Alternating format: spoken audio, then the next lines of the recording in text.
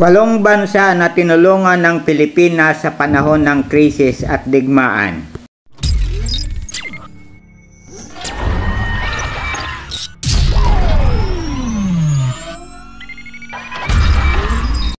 Russia, Spain, bagamat sinakop tayo ng mahabang panahon.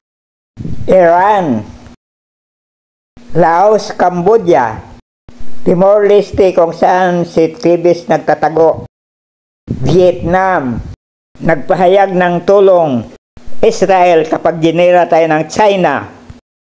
Sunod na taon, mga insik naman na biktima ng civil war sa kamay ng mga komunista ang winelcome ng Pilipinas.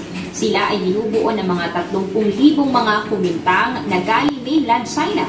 Dahil dito, nilimitahan ng Kongreso noong 1940 ang bilang ng mga immigrant kada taon sa 500. Ngunit magbibigay ng exemption para papasukin ang mga refugee for religious, political, and racial reasons.